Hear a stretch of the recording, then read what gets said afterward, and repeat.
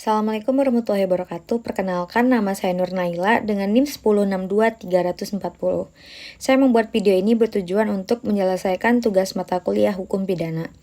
Baiklah, di sini saya akan menjelaskan materi tentang alasan pembenaran, pemaaf, dan penghapusan tuntutan. Adapun yang pertama yaitu alasan pembenaran dalam hukum pidana. Pengertian alasan pembenaran adalah sebuah konsep dan hukum pidana yang berfungsi sebagai dasar hukum untuk membenarkan tindakan yang dilakukan. Jika dilihat dari sudut pandang, bisa dianggap sebagai tindakan pidana. Dalam konteks ini, tindakan yang dilakukan tidak akan dipandang sebagai kejahatan, melainkan justru dibenarkan berdasarkan kondisi atau keadaan tertentu yang ada pada saat tindakan tersebut dilakukan. Alasan pembenaran memberikan perlindungan hukum kepada individu yang terpaksa melakukan tindakan kriminal sebagai respon terhadap situasi darurat atau ancaman yang nyata atau segera. Melalui ancaman pembenaran, hukuman bertujuan untuk melindungi individu yang terpaksa melakukan tindakan yang dianggap salah satu keadaan yang mendesak. Pemahaman yang lebih baik tentang alasan pembenaran dapat membantu masyarakat memahami bagaimana hukum bekerja dalam situasi yang kompleks dan berpotensi berbahaya. Hal ini juga dapat mendorong kesadaran hukum yang lebih besar di kalangan warga negara, sehingga mereka dapat menilai tindakan mereka dengan lebih baik dalam situasi darurat. Yang kedua yaitu dasar hukum alasan. Pembenaran di Indonesia, alasan pembenaran diatur secara jelas dalam Kitab Undang-Undang Hukum Pidana, KUHP, khususnya pasal 49 sampai dengan pasal 51.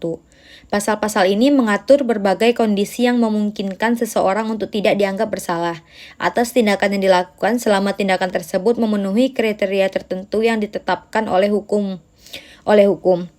Hal ini mencerminkan pendekatan hukum yang berusaha untuk mengedepankan keadilan dan kepastian hukum bagi individu dan situasi yang sulit. Pasal 49 KUHP misalnya menyatakan bahwa seseorang tidak dapat dikenakan pidana jika tindakan yang dilakukan untuk membela diri dari serangan yang nyata dan segera.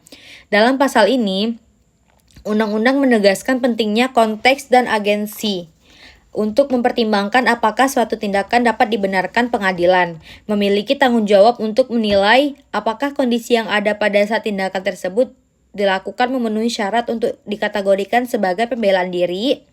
Selain itu, dalam praktiknya penegakan hukum terkait alasan pembenaran seringkali memerlukan pertimbangan yang cermat dari pihak pengadilan. Pengadilan harus mampu mengevaluasi bukti dan saksi yang ada serta mempertimbangkan semua faktor yang relevan untuk memastikan apakah tindakan yang dilakukan dapat dibenarkan. Dalam banyak kasus, keputusan tersebut dapat mempengaruhi perilaku dan represi masyarakat tentang keadilan. Oleh karena itu, penting untuk terus melakukan pendidikan hukum dan sosialisasi kepada masyarakat mengenai ketentuan ini, agar mereka dapat memahami kapan dan bagaimana mereka dapat membela diri secara sah dan demikian. Masyarakat akan lebih sadar akan hak dan kewajiban mereka di bawah hukum serta lebih berhati-hati dalam mengambil tindakan dan situasi yang berisiko. Yang ketiga yaitu ada contoh kasus. Misalnya, kasus yang melibatkan tindakan seseorang membela diri dari serangan menghadapi situasi di mana mereka diserang dengan senjata tajam. Jika pelaku menggunakan senjata api untuk membela diri, pengadilan harus mengevaluasi apakah penggunaan kekuatan tersebut wajar dan profesional. Pengadilan akan melihat apakah pelaku memiliki pilihan lain untuk melindungi diri yang tidak mematikan atau apakah mereka benar-benar berada dalam situasi yang mengharuskan mereka untuk menggunakan senjata api. B. Yaitu alasan pemaaf dalam hukum pidana. 1. Pengertian hukum pemaaf. Alasan pemaaf dalam hukum pidana merujuk pada kondisi di mana tindakan yang dilakukan oleh seseorang diakui sebagai tindakan kriminal, tetapi pelaku tidak dapat dipidana karena keadaan tertentu yang mempengaruhi kapasitas mental atau moral. Saat mereka melakukan tindakan pidana tersebut, berbeda dengan alasan pembenaran di mana tindakan tersebut dianggap tidak bersalah. Alasan pemaaf mengakui kesalahan tetapi memberi dispensasi dari hukuman berdasarkan kondisi pelaku. Misal, dalam kasus di mana pelaku berada di bawah pengaruh obat-obatan terlarang yang menyebabkan mereka tidak dapat mengendalikan tindakan mereka. Pengadilan harus dapat mempertimbangkan alasan pemaaf ini untuk menunjukkan bahwa hukum mengakui adanya faktor-faktor eksternal yang dapat mempengaruhi perilaku individu yang memungkinkan untuk memperlakukan pelaku dengan cara yang lebih manusiawi dan adil. Dalam konteks hukum pidana, alasan pemaaf sering dikaitkan dengan kondisi psikologis pelaku. Sebagai contoh, pelaku yang menderita gangguan mental memungkinkan tidak sepenuhnya menyadari konsekuensi dari tindakan mereka. Oleh karena itu, pengadilan dapat memberikan keringanan hukuman atau bahkan membebaskan mereka dari tuntutan pidana ini. Untuk mencerminkan pendekatan hukum yang lebih memperhatikan aspek rehabilitas dibandingkan hanya hukuman. Yang kedua itu dasar hukum pemaaf.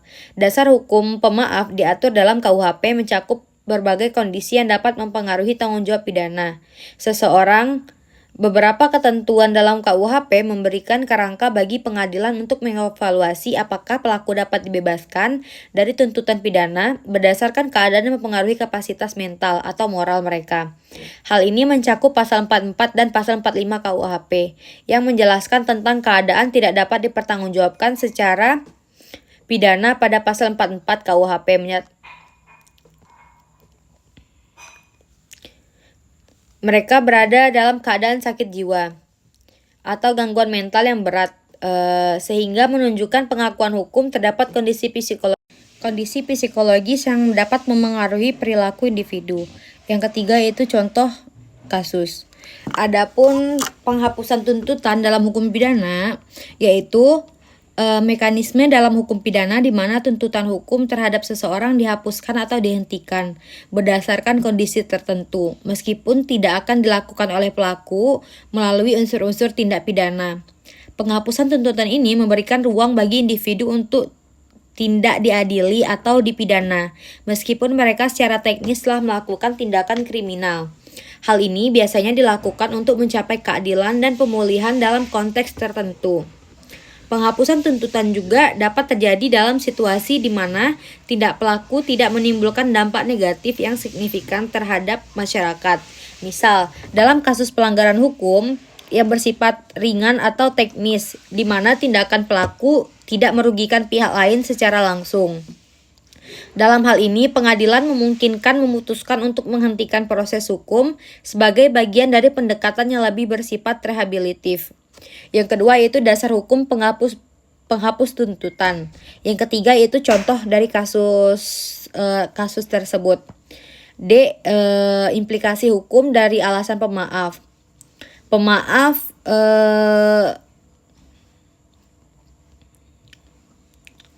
Dampak terhadap sistem hukum. Keberadaan alasan pemaaf pembenaran dapat penghapusan tuntutan memiliki dampak signifikan terhadap sistem peradilan pidana di Indonesia. Pertama, alasan pembenaran dan pemaaf menciptakan ruang bagi penegak hukum untuk melakukan penilaian yang lebih manusiawi terhadap tindakan kriminal dengan mempertimbangkan kondisi psikolog pelaku atau situasi yang memaksa mereka untuk melakukan tindakan pidana. Pengadilan tidak hanya fokus pada aspek hukum, tetapi juga pada aspek rehabilitas. Hal ini untuk menciptakan pendekatan lebih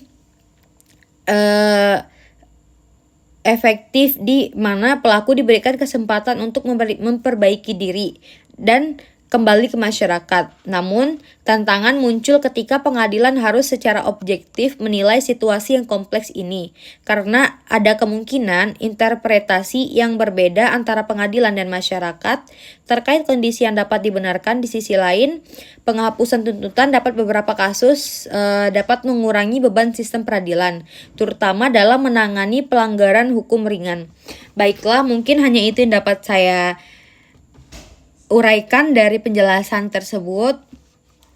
Saya akhiri. Wassalamualaikum warahmatullahi wabarakatuh.